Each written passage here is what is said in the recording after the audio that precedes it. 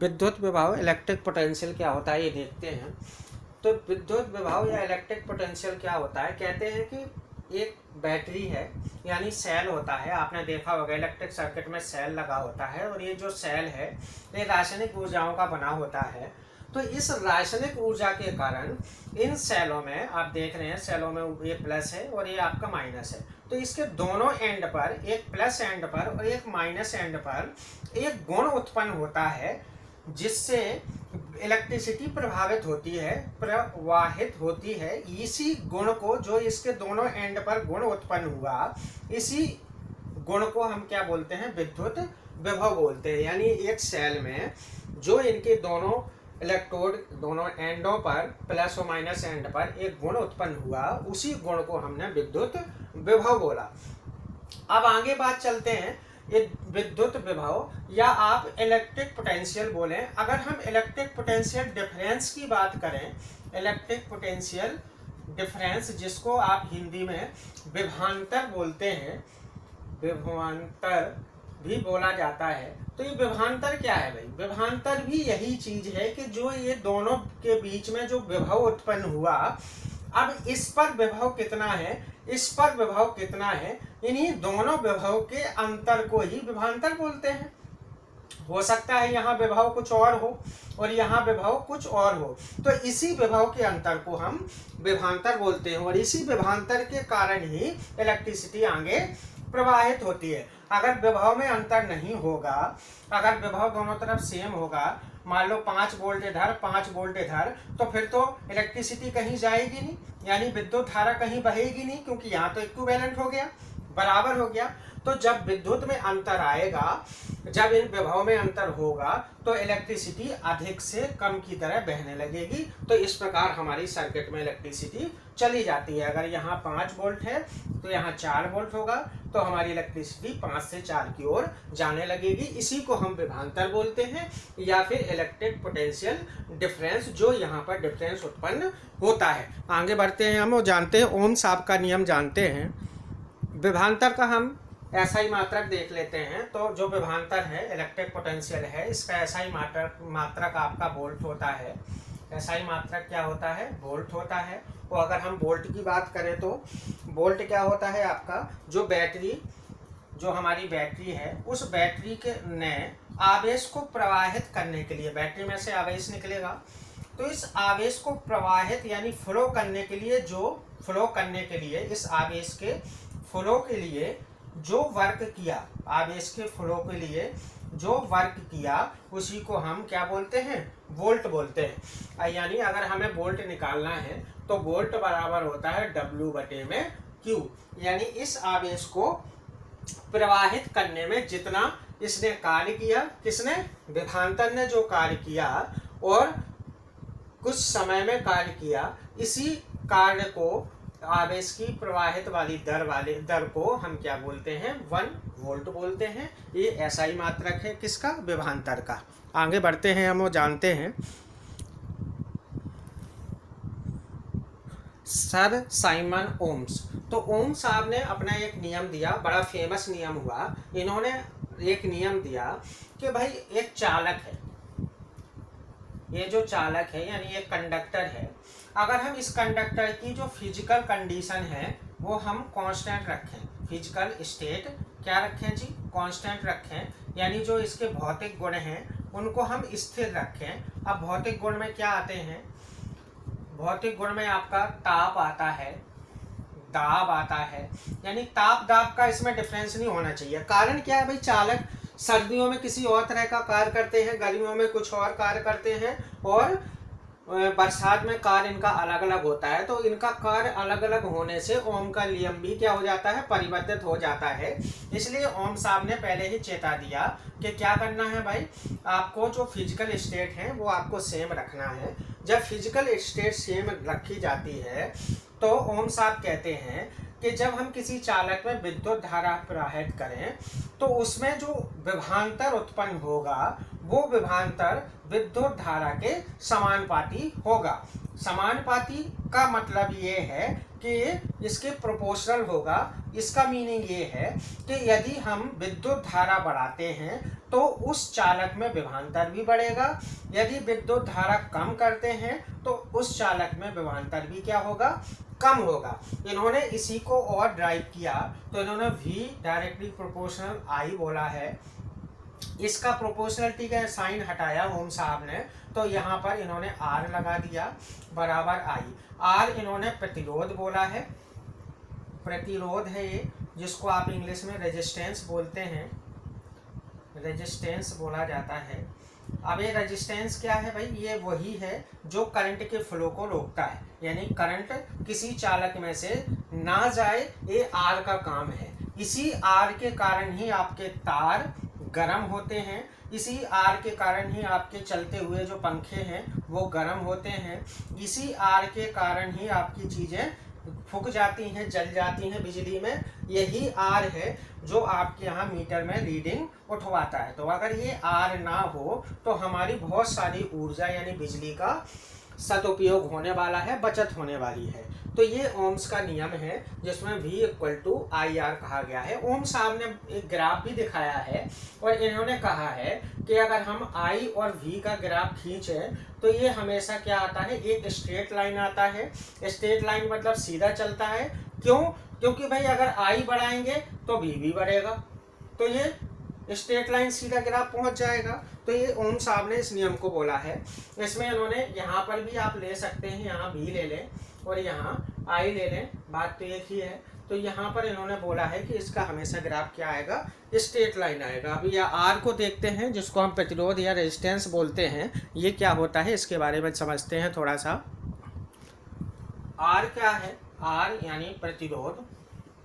R की परिभाषा कहती है कि एक तरह का गुण है जो क्या करता है, तारों में ये गुण होता है, यानी कंडक्टर में या आप चालक कहें, इनमें एक गुण होता है। और ये गुण क्या करता है, जो इन चालकों में से जो विद्युत धारा प्रवाहित होती है उस विद्युत धारा में बाधा डालता है, यानी उस विद्युत धारा को रोकता है। तो इसको R कहते हैं। इसका अगर SI मात्रक की बात करें तो इसका SI मात्रक ओम होता है, क्योंकि ये ओम के नियम से निकला है, इसलिए इसका SI मात्रक ओम है।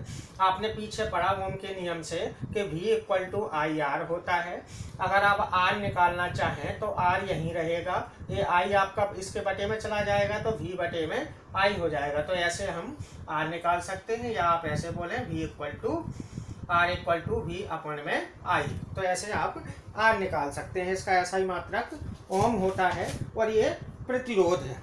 अगर 1 ओम की अगर हमें परिभाषा निकालनी है तो 1 ओम की परिभाषा कहती है कि एक वोल्ट का विभवांतर करंट, 1 एम्पियर का करंट जब किसी चालक में प्रवाहित किया जाए तो उससे जो बाधा उत्पन्न होगी उसको हम क्या बोलते हैं, एक प्रतिरोध बोलते हैं या एक ओम बोलते हैं। अब इस प्रतिरोध को रोकने के लिए एक और प्रतिरोध आया जो प्रतिरोध को रोकता है, उसका नाम पड़ा रियोस्टेट, या फिर उसको प्रतिवर्ती प्रतिरोध कहते हैं। इस प्रतिरोध को रोकने के लिए जो युक्ति हमारे घरों में लगाई जाती है उसका नाम रियोस्टेट या फिर प्रतिवर्ती प्रतिरोध कहते हैं। वो इसलिए उत्पन्न हुआ कि हम अपनी बिजली की खपत को कैसे रोक सकें, तो इसको प्रतिवर्ती प्रतिरोध या रियोस्टेट बोला जाता है। रियोस्टेट बोलते हैं इसको, जो कि R के मान को कम करता है, यानी जस्ट R के अपोजिट इसका काम है। इसको धारा नियंत्रक भी शुद्ध हिंदी में बोला जाता है, दूसरा नाम इसका धारा नियंत्रक भी है। ये क्या होता है जानते हैं इसके बारे में?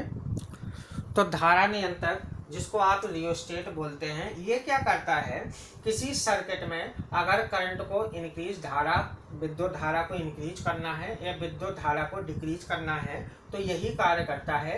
ये प्रतिरोध के जो गुण हैं उसको कम कर देता है, यानी डाउन कर देता है, और विद्युत धारा को उस सर्किट में से आसानी से बढ़ा भी सकता है और घटा भी सकता है, जिसको आप अपने दैनिक जीवन में स्टेबलाइजर के नाम से जानते हैं। इसका साइन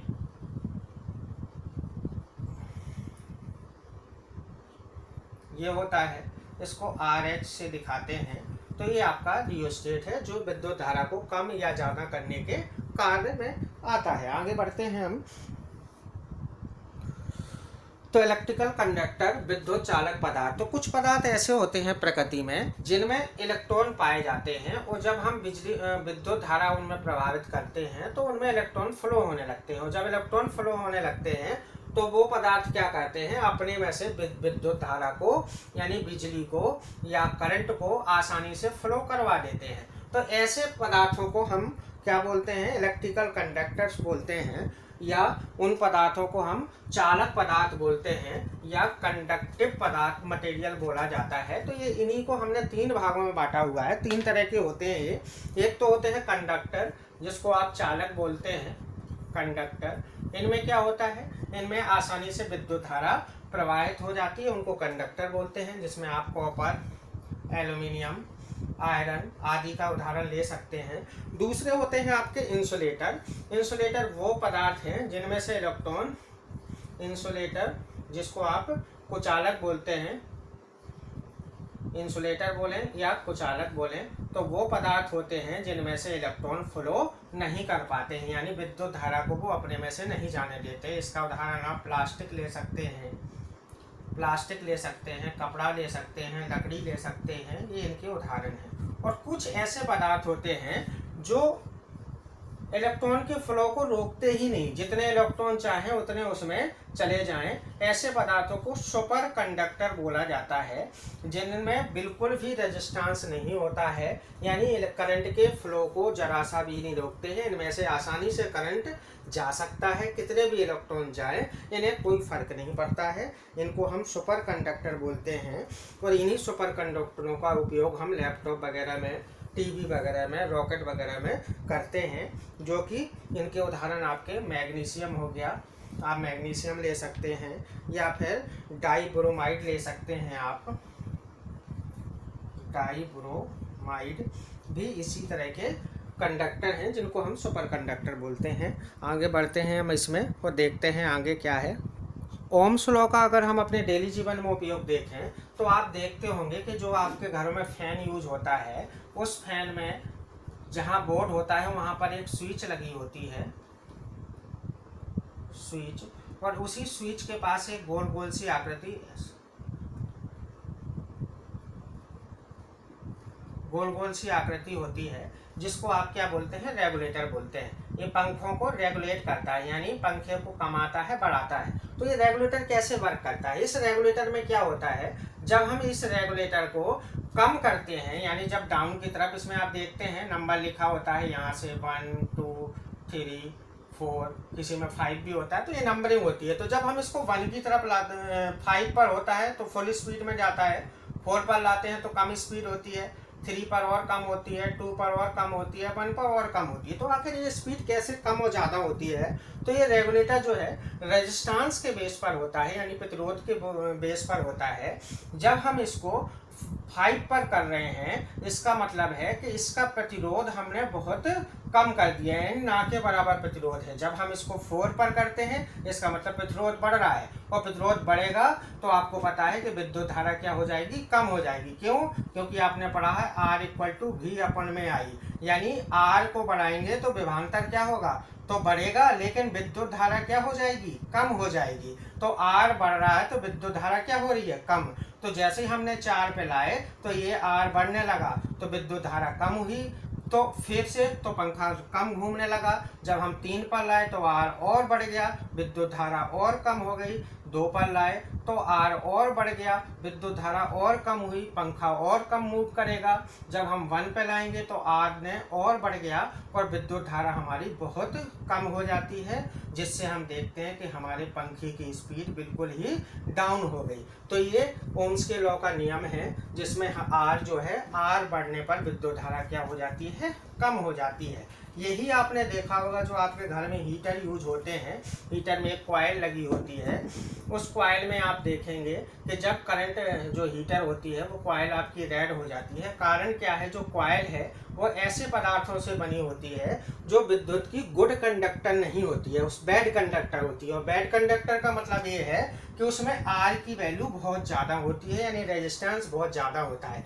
तो जब इसमें से करंट हम फ्लो करवाते हैं तो यहाँ पर रेजिस्टेंस बहुत ज़्यादा होता है, वो करंट को रोकता है, जिसके कारण एक विद्युत ताप उत्पन्न होता है, जिससे वो क्या हो जाती है, वो लाल हो जाती है। यही आपने देखा होगा जो आपके घरों में इलेक्ट्रिक केटल होती है, जिसमें से आप चाय वगैरह बनाते हैं। इस इलेक्ट्रिक केटल में भी रेजिस्टेंस इतना ज़्यादा, आयरन की केटल वगैरह देखा होगा आपने, इसमें हम रेजिस्टेंस इतना बढ़ा देते हैं, रेजिस्टेंस इतना बढ़ जाता है जिसकी वजह से केटल की नीचे की कॉइल गर्म हो जाती है, और कॉइल गर्म होने से उस केटल में जो भी वस्तुएं रखी होती हैं वो क्या होने लगती हैं, गर्म होने लगती हैं। तो ये आर का हमारे डेली जीवन में बहुत ज़्यादा उपयोग है। और भी रेजिस्टेंस का हमारे डेली जीवन में बहुत सारा उपयोग है, जैसे हीटर हो गया, ओवन हो गया, टोस्टर हो गया, जो आप टोस्टर यूज करते हैं वो भी इसी हमारे रेजिस्टेंस के आधार पर ही है। इसका हमारे डेली जीवन में बहुत ज़्यादा उपयोग है। जैसे आपने हीटर देखा होगा, हीटर का आपने समझा, ओवन है आपका, इससे ये आर पर ही यानी प्रतिरोध पर ही डिपेंड करता है। ओवन हो गया आपका, आर पर ही डिपेंड करता है। तो ऐसे हमारे डेली जीवन में आर के बहुत सारे उपयोग हैं। टोस्टर हो गया आपका, तो आई होप आपको समझ आया होगा। इसको आप बार बार जैसे रिपीट करेंगे तो आपको और ये क्लियर हो जाएगा। थोड़ा सा समझने की कोशिश कीजिए, आपको समझ आ जाएगा। एक बार रिपीट करिए, फिर से देखिए, आप ये आसानी से समझ पाएंगे। बहुत बेहतरीन तरीके से मैंने समझाया हुआ है। एक बार आप देखेंगे आपको सारे कंसेप्ट क्लियर हो जाएंगे। एक बार बुक को देखिए, इसको देखिए, आपको सारा क्लियर हो जाएगा। पढ़ते रहिए, थोड़ा सा मेहनत कीजिए, सारा क्लियर आपको हो जाएगा। Thank you.